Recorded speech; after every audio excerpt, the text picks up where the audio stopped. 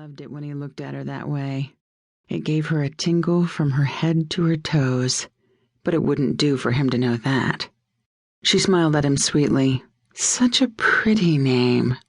She studied him disparagingly, then dismissed him, saying, "Explains a lot, that's all." Jake sighed. Here this woman had the perfect man, yet she still made it jokes. Damned abuse, that's what it is. He wandered over to her PC and plucked a few orange cat hairs off the keyboard. "Ernest has been sleeping up here again." Jake nudged the mouse. "What you researching?" It was a moot point. They both knew he had the techniques and the contacts to find out anything he wanted, but not if he wanted to keep his happy home. "Jake!" Her eyes flashed. She was angry, really annoyed. And up to no good. He crossed his arms. He hadn't really meant to look, but hell, the spontaneous combustion had been in glaring red. He opened his mouth to say something, then snapped it closed. He knew what this lady was capable of, but he also had rather graphic memories of her near-death experience. He'd never met a do-gooder with such a nose for trouble as she. He crossed his arms, but the effect was ruined a little by the spit-up blanket still slung over his shoulder. "You've got a kid now," he growled. If eyes could have spontaneously combusted, hers would have. But all she said was a grit-toothed but kindly, "Oh, did you quit your job?" Damned feminism. His wife was a stickler for it. There was a difference between being a trained agent with backup in the form of both the agency and Jake's partner, Marco Willis, over being a do-gooder with far too much facility with research and hacking, and an overblown desire to save the world, or at least to right a few past wrongs. Jake Hastings could live with it, but he didn't have to like it. Camelia's way of handling things spelled disaster.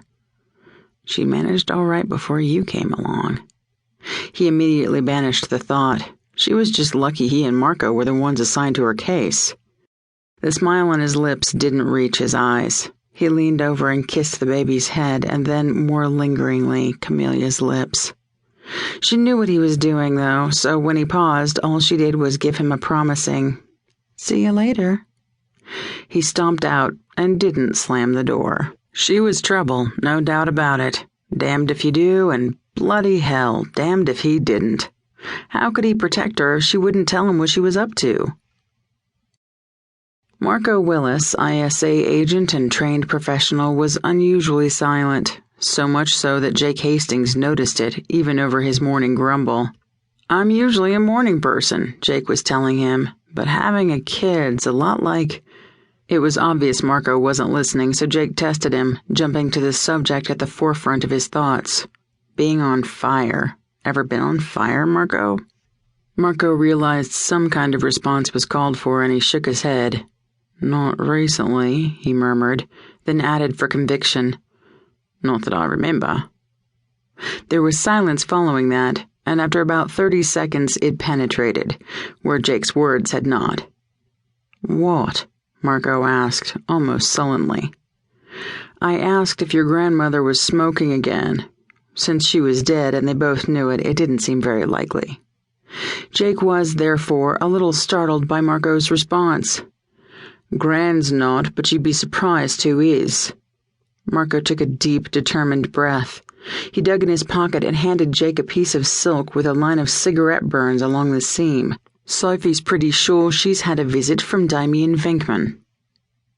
Lady Sophia Donovan was Camelia's best friend and Marco's lady. Sophie's ex, a real rotter named Damien Venkman, had been dead for nearly a year. It wasn't likely he'd be doing much visiting at this point. Jake opted for cool and calm on the surface, but inside he was fuming. It appeared that everybody, from his wife to his partner to his partner's girlfriend, had known about this except him. "I bet even my kid knows more about it than I do." His mother had a habit of reorganizing her thoughts out loud. "I'll bug the room." It seemed like the perfect solution until he realized he was making it within the framework of what his little Camellia called his brainwashing. She'd consider it a violation of her privacy.